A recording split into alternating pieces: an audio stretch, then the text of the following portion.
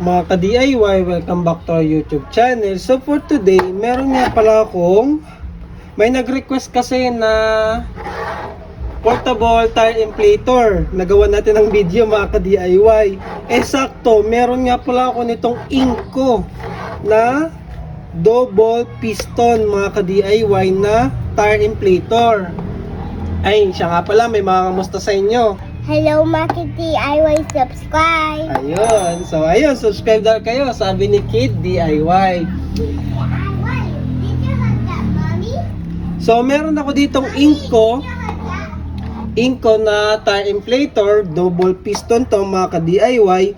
Meron kasi ako nabiling car wash vendo, second hand. Ito yung gamit niya sa kanyang foaming machine. So, ito yung portable na inflator niya. Gamit sa foaming machine. Kaso, ire-recommend ko sana ito. Kaso mga ka-DIY, ang problema, hindi na siya gumagana. So, bali sa testing ko mga ka-DIY, ang naging problema ay, usually kasi yung mga ganitong motor ay naka-carbon brush. So, yung problema, yung sa armature niya, malamang maitim na, madumi na. Kaya nawawalan na ng contact yung power ng ating motor. Kasi minsan, pag inikot ko yung mismong motor niya, minsan gumagana siya. Siguro pag natatapat yung armature sa malinis pa, yung pwede pa, may contact pa, gumagana siya. Kaso pag natapat dun sa madumi na talaga na carbon, ay na part ng armature, so hindi na siya nag-go-on mga ka-DIY. So kailangan ko pa siyang baklasin ng todo. Hindi ko pa natanggal yung mismong motor niya. Ang natanggal ko lang itong mga cover. So gawan ko na lang yun ng separate video. Kaya ngayon, naghanap tuloy ako ng replacement na compressor or tire inflator para dito sa Inco na to. So sayang no. Pero nung nabili ko kasi hindi ko sure kung gaano katagal na to gamit nung may-ari nung sa car wash portable na binenta sa akin eh. So hindi ko alam, siguro mahigit isang taon niya na rin tong ginagamit. So posible naman talaga mangyari yung ganong mga problema sa mga decarbon na motor mga ka-DIY. Kaya nga sa DC Pan, di ba, the best talaga yung brushless. Kasi, ayun, hindi mangyayari yung ganong problema sa motor mga ka-DIY. Na usually talaga, nagbi-build up yung carbon deposit dun sa may armature ng motor. So, dahil dito sa problema nito, naghanap ako ng panibagong tire inflator na portable na sana tumagal. So, nakita ko ito, ayan. Ito ay Ronix. Familiar ba kayo sa brand na to mga ka-DIY? Since nga nagka-problema ako dito, nag-try ako ng ibang brand. So nakita ko to sa Shopee din. Wala masyadong review mga ka-DIY eh. Pero ang sabi kasi, base din dun sa kanyang description German technology daw, di ba? Bigatin, German Alam naman natin pag mga German maganda yung mga design yan mga ka-DIY. So ito nga pala ay si Ronix RH4260 na model. So, tire inflator din siya, kagaya nitong Inco. Hindi ko lang sure kung dual piston din. So, malalaman natin, buksan natin mga ka-DIY. So, ito yung ipapalit ko dun sa foaming machine kasi nga hindi ngayon nagagamit. Ito nga pala, napapansin nyo parang may paa siya, no? Meron kasing version na merong ganito, yung may AC input. So, ito kasi, DC lang yung 4260. Yung 4261, merong AC input. So, siguro power supply niya to. So, ayan. Kaya may paa siya. Hindi lang ganun kaganda yung design, no? Pero tingnan natin yung quality kung maganda. So, sa package, so, ayun yung manual. Ito na, tapos wala nang laman sa box mga ka-DIY. So, ipapakita ko rin naman yung foaming machine, no? Kung paano gumagana yan para kapag gumawa kayo ng car wash vendo machine, alam nyo na. Ngayon, tingnan lang muna natin itong si Ronix. Kung maganda ba tong tire inflator na tong mga ka-DIY. Ang maganda pala dito, dual purpose, no? Kasi, tire inflator na siya, pwede nyo pang gamitin sa sa gulong. Kasama na yung mga adapter niya, nandito na mga ka-DIY. Meron siyang blower. Ito, dito. Kakabit nyo tong hose. Ayan, no? Pwede rin yung gamitin yung blower naman. Kasi ito, para sa mga high pressure, kagaya ng mga gulong, tsaka bola. So, ayan, may mga adapter tayo dito. Tapos ito sa gulong mismo, may presta rin. Tapos ito naman, halimbawa, magpapalobo kayo ng balloon or ano pa bang pinapalobo, usually balon lang naman. Kung anong kailangan nyo na medyo mahina lang, pwedeng ito yung gamitin nyo. So meron siyang switch dito, dalawa. Yung isa is para dito sa high pressure, at ito namang isa ay para dito sa blower. So ayan o, meron siyang fan dito para dito sa blower. So testingin natin kung paano siya i-operate. So lagyan ko lang ng supply. 12 volts nga pala ito mga ka-DIY. Itong version na to ay 12 volt. So gamitin natin yung ating power supply na may 12 volts. Para hindi na ako magbubukas ng aking power supply.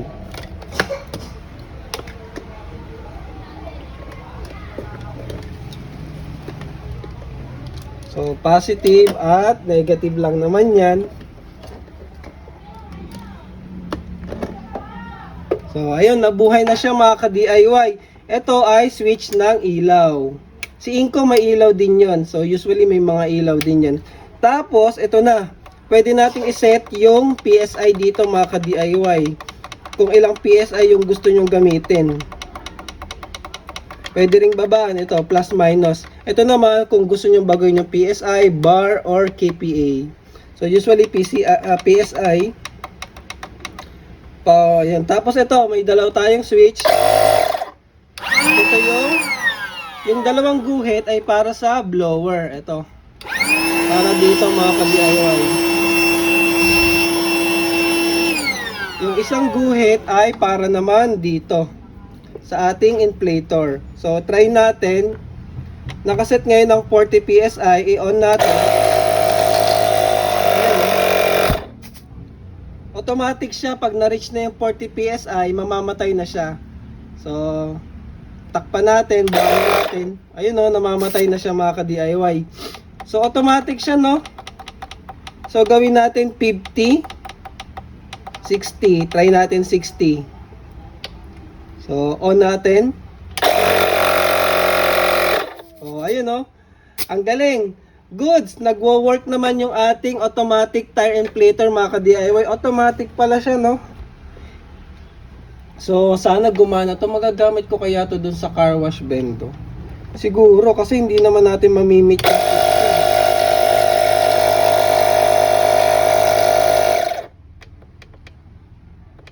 kasi tuloy-tuloy lang yung bugay. Wala naman tayong mamimit na PSI. Actually, kapag ginamit natin soap foaming machine, basta nag-on lang siya, okay na yun. So, ayun. Ang gusto ko ngayong malaman is, yung palang build quality niya maganda rin, no? Parang solid na plastic naman siya mga ka-DIY. Parang mga makita yung design. Ngayon, ang gusto ko talagang malaman kung dual piston ba siya. So, buksan natin. Yun muna, no? Yun talaga yung gusto kong malaman kung yung dual piston ba siya. Ang laki kasi ng bahay niya, pero bahay lang naman yung nagpapalaki. So tingnan natin kung parehas lang ba yung itsura niya sa loob ni Inco pag tinanggal na. Kasi yun medyo nabaklas ko na ng konti Nakita ko na yung dual piston at legit naman na dual piston si Inco. Marami kasing mga peke na dual daw tapos single lang yung laman. So, eto, malalaman natin. Isa pa, medyo malaki siya, no? Halos doble yung size dahil nga bulky yung case niya. So, kung pwede ko tong gamitin ng walang case, edi mas maganda rin. Quality yung mga tornilyo niya, no? Tsaka yung plastic niya. Nabili ko pala to ng 2,000 pesos. Pero yung original price niya ay 2,400. So, ginamitan ko lang din ng voucher, mga ka-DIY. So, buksan natin para malaman natin yung loob. Ano itsura niya.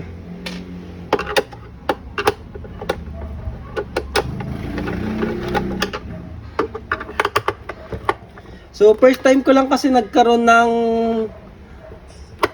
tool or device na Ronix. So, hindi ako familiar talaga sa brand na to. Pero nung chinek ko, marami rin silang mga power tools mga ka-DIY. So, kapag naging maganda experience natin do, malay natin, maging Ronix na lahat ng mga gamit ko sa bahay. So, kasi yung Inco, China din kasi yan mga ka-DIY So, eto, made in China rin naman to, pero Germany technology daw. So, tingnan natin kung maganda ba yung pagkakabuild sa kanya. Pero sa tornilyo pa lang, no, maayos naman. Hindi siya mukhang mumurahin. Saka, ayan, no, nandito rin yung instruction niya. Meron siyang Hindi ka mamamaling paggamit dito mga ka-DIY. Tapos yun nga, may digital display pa siya tsaka adjustment. Unlike itong kay Inco, wala, on off lang talaga to. On off lang talaga yan mga ka-DIY. So ang daming tornilyo, no. So tingnan natin kung maganda ba yung build nito sa loob. Maganda pa nga sana kung brushless to pero I doubt, mahal kasi masyado yung brushless. Tsaka hindi ko alam kung sa mga portable tire inflator na ganito meron bang brushless na motor ang ginagamit. Kasi kapag meron, maganda yun. Pang matagalan yan mga ka-DIY.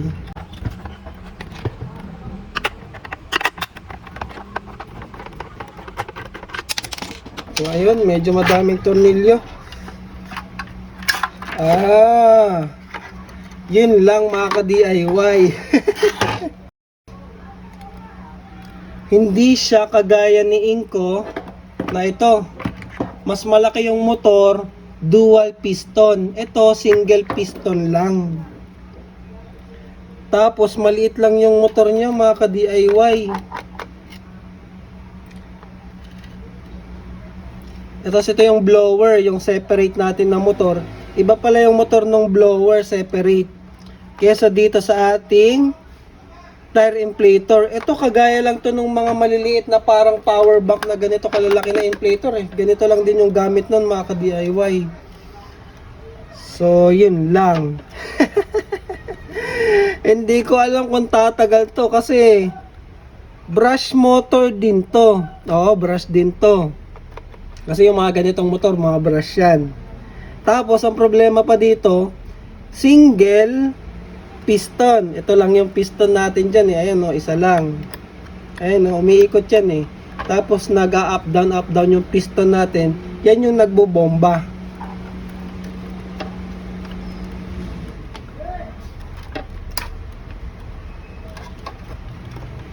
Tapos yun yung pressure switch natin. Ito yung pressure switch. Kaya kapag nagkabit tayo tapos nasense na yung tamang pressure, namamatay siya mga ka-DIY. Tapos ito yung blower. So, ayun lang. So, kaya pala wala masyadong bumibili nito Pero, tetestingin ko pa rin mga ka-DIY. So, gamitin ko to sa isang buwan. Tingnan natin kung bibigay. Gagamitin ko siya sa car wash bendo ko mga ka-DIY. Sa foaming machine. Ang maganda pala dito, meron siyang cooling. May blower. So ito kasi ay nagpapalamig ng ating motor. Ito kasing kay Inco, nung sinilip ko parang wala akong nakitang cooling Pero tingnan ko pa din, gawan ko yung separate video, bulat-latin natin yung kay Inco. So yun lang, ampaw lang siya mga ka-DIY, ang laki ng bahay niya. Kaso pwede pa sana maging compact. So ayun lang. Parang hindi ko ito mare-recommend mga ka-DIY At least nakita natin, 'di ba? Anong pangalan nito? Ronix. Ngayon ko lang din na-meet tong si Ronix So ang liit lang ng motor. Sa bagay, parang yung sa mga Xiaomi nga na tire inflator, yung maliliit lang mga ka-DIY, yung ganyan lang, yung very portable. Ito lang, pinalaki yung bahay, tsaka nilagyan ng blower. Yun lang yung pagkakaiba. Tapos yun, may battery. Ito, walang battery. So, yun lang. So, gamitin ko muna to pang samantala doon sa aking foaming machine ng car wash bendo.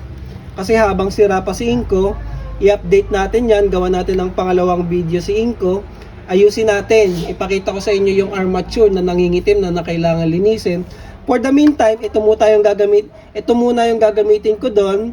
Tingnan natin kung tatagal mga ka-DIY. So, ayun. Isalpak ko to. Ipakita ko sa inyo na ginagamit ko siya dun sa foaming machine kung kakasya. Mga ka-DIY, mahirap palang gamitin itong si Ronix para sa ating foaming machine sa ating bendo mga ka-DIY kasi naka-electronic switch kasi tayo dito. Meron tayong MOSFET dyan na kinokontrol. Tapos meron tayong physical switch. So hindi natin rekta na pa-power yung motor gamit yung switch kasi nga dumadaan pa dito sa circuit board niya. Ang nangyari, So kapag nawawalan to ng supply, so pag nilagyan natin to ng supply 12 volts, gumagana siya. Basta i-on natin yung switch dito mga ka-DIY.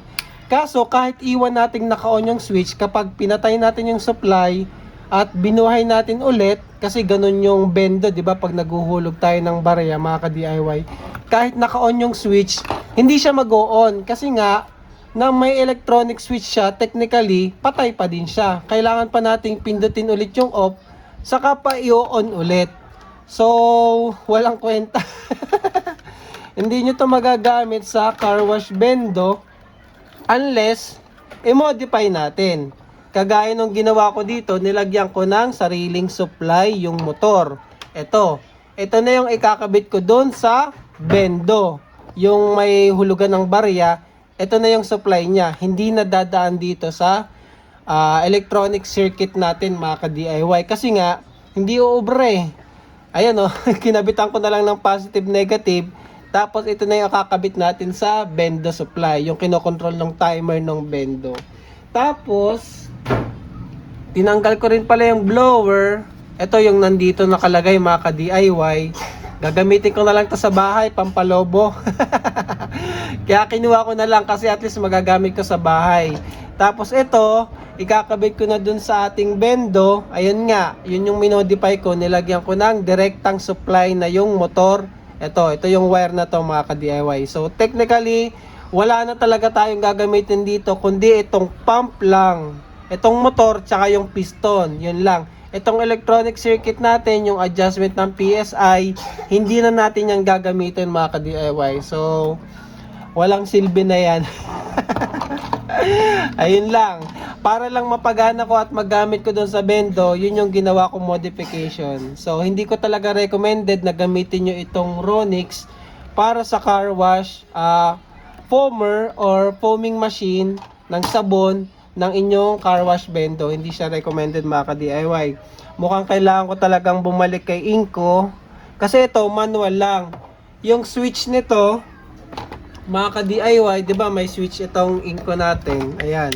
Rekta tong switch na to sa motor. Wala nang dadaanan na electronic controller kagaya nitong kay Ronix. So kahit iwan ko tong bukas, tapos papatayin lang yung supply, walang problema. Pag binuhay mo yung supply, automatic mag-on yung portable pump natin, mga ka-DIY. Unlike ito, hindi siya automatic mag-on kasi nga may electronic switch. So, yun. Ngayon, ikabit ko na. At least ngayon, nasubukan ko kasi kung pumunta ako dun sa shop tapos hindi pala gagana, o, diba? So, ayun. Pakita ko, rekta lang. Rekta nyo na lang ikakabit yung supply dito. Wala nang dumaan dun sa electronic switch. So, ayan, ikakabit ko yung positive at negative. So, ayun, mag-o-on na siya automatic. Which is yun yung kailangan natin, na basta sinuplayan siya, mag-o-on na siya. Kasi nga, connected siya sa bendo. So, yun, mga ka-DIY, wait lang, ikabit ko.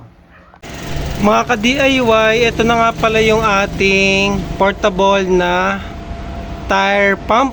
Tapos ito yung pump ng sabon. Yung hangin galing sa ating portable na inflator at saka yung sabon ay nagmi-mix dito sa bulb na to, and then lalabas dito. Yun na yung napupunta sa ating machine mga ka-DIY, sa ating nozzle. Ayan. So ayan, may power supply na 12 volts at syempre yung timer. Yung timer, pag naghulog ka dyan, mag-o-on yung power ng motor at saka ng ating compressor or portable tire inflator. So subukan natin, ipakita ko sa inyo. Maghuhulog ako ng 5 piso. So mag-o-on yung ating inflator at saka pump. Ayan.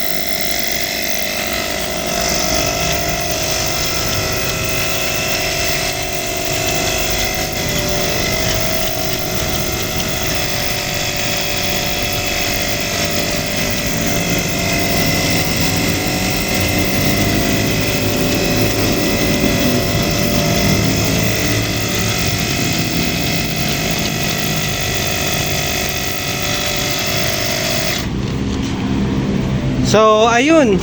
Working naman yung ating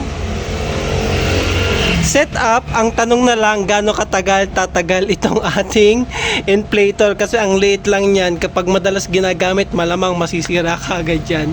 Pero ayun, subukan pa rin natin, update ko kayo kung gaano katagal ko siya magagamit mga ka-DIY. So yun lang muna para sa video na to. Abangan nyo yung part 2, si Inko, buksan natin para makita natin yung problema nung armature niya mga ka-DIY.